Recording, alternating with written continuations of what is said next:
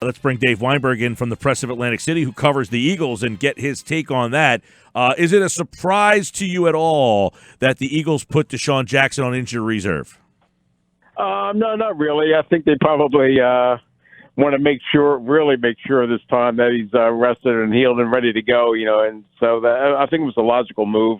I think he'd still be eligible to return for the playoffs if they make it. So, I think they're really ready to err on the side of caution this time. Yeah, and I agree. It's not a big surprise, but they ended up doing it, so that gives any thought that, okay, 6 weeks from now, Desean Jackson can come back and play against the Dallas Cowboys. He had surgery today. They move on. So now what, Dave? They have anybody in-house that caught your attention in the preseason or in camp?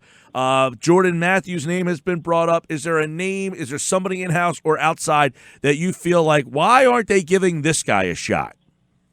Greg Ward Jr. would be the first one that pops into my head. He led the team in receiving during the preseason. I thought he had a really good, training camp, and I think he was promoted for like 1 or 2 games this year.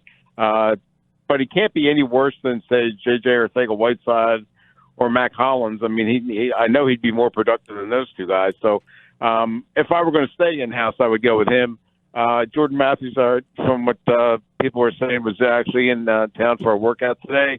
He would be the most logical choice, I guess, only because he knows the system and has a relationship with Carson Wentz.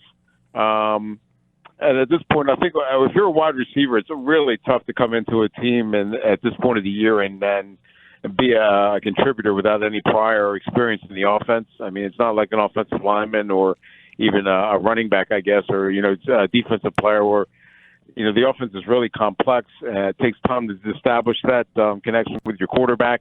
And the fact that Jordan's been here twice before, I think that would probably be the most logical step. Were you not impressed with J.J. Arcega-Whiteside in camp and enough in the preseason games? I mean, he had a pretty decent preseason. Are you saying, he had a good preseason, but I wasn't all that impressed with what I saw?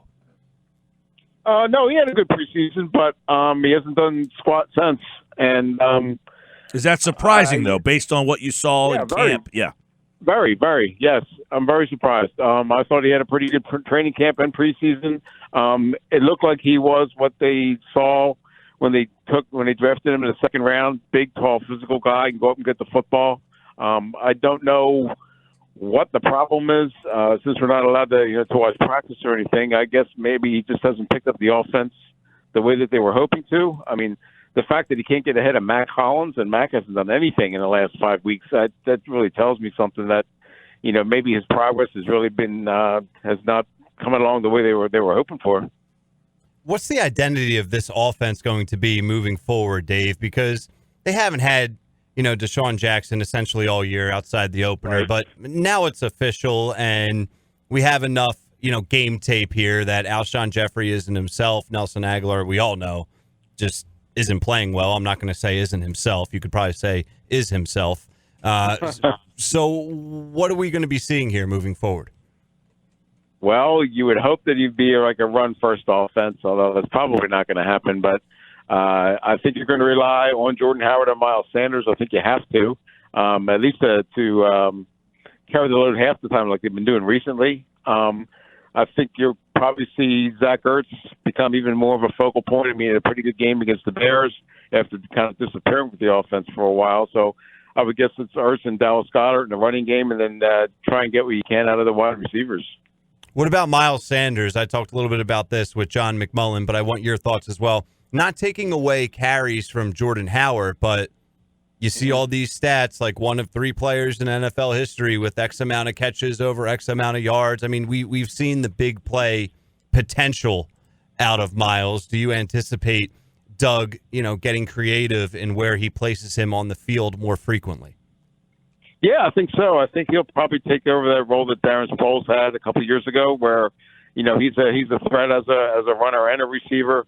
Spread him out wide, match him, try and see if he can get a linebacker or a safety match up on him, because he's going to win that matchup 100% of the time, really. So I would think you saw some once in a while where they had Howard and Sanders in the backfield at the same time. I would say, put them on the field together. Like you said, man, spread Sanders out wide, let him catch the ball. Hey, Dave, you see the defense the last couple of weeks playing two bad offenses. Trubisky, not very good. Allen struggles. Do you attribute that more to those guys not being very good, or that the Eagles with Darby and Mills back and now Fletcher, that their defense is starting to kind of get their legs under them? Yeah, a little bit of both. You're right; they haven't played very good offenses in the last couple of weeks, but I do see them playing better, getting healthier, which is a big step for them. When you have Mills and Darby out there, I mean, granted they're not, all pro corners, but they're better than what they had before, way better than what they had before. Those guys are NFL corners, and the fact that they're healthy, productive, I think that really sets things up for the defensive line too. Like you mentioned, Fletcher Cox is starting to come in to be the Fletcher Cox that we all expected him to be, and I think that's a big asset for them. It's going to be interesting to see how this plays out, like the next 2 weeks with the Patriots and the Seahawks coming to town. Then you'll get a chance to see whether the Eagles defense is really back or not. Yeah, the Eagles have a bye as they prepare for the Patriots, and you say to yourself, okay, good. They need an extra week. It comes at a good time. But on the flip side, the Patriots have a bye too. Have you ever seen that before, Dave, where two teams have a bye before their matchup? Yeah, that's pretty rare. Usually it is one team has to bye, the other one's still playing. But, that kind of takes away the advantage that the Eagles had, definitely. And the fact that the Patriots lost on Sunday, that doesn't do them any favors either, because they're going to be even more motivated, not to mention the fact that, they still remember Super Bowl 52 also. So, it's going to be interesting to see how that plays out, because, the Eagles are traditionally pretty good after a bye. When they're well rested, they were under Andy Reid and Doug as well. But this is like you said, this is a strange and different scenario. So I'm going to be interested to see how it all plays out too. All right, bye week is here. We know the Eagles get ready for New England in 2 weeks, as these guys just talked about. They both have a bye, and of course you can hear that game on 97.3 ESPN. Andrew Sendejo, by the way, he was released today. Sounds like it's all about the comp pick there, Dave. Yeah, I think so. I mean, Andrew was an okay player, but he really wasn't, bringing that much to the table. And the fact that Cre'Von LeBlanc is getting ready to come back, they needed no roster spot for a defensive back, and I guess Andrew was the most logical one to go.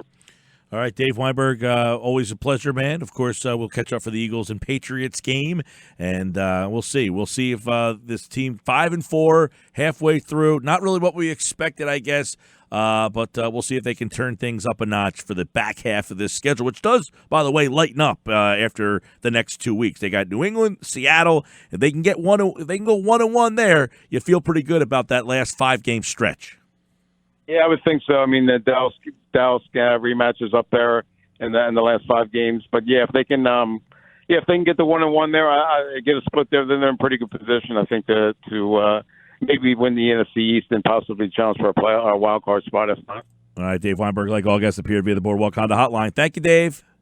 All right, guys. Thanks a lot. I'm into Florida, so I'll see you next week. Oh, enjoy your time off. All right, Dave Weinberg. Heading to Florida. You rub that in right Yeah, really. Come on, man.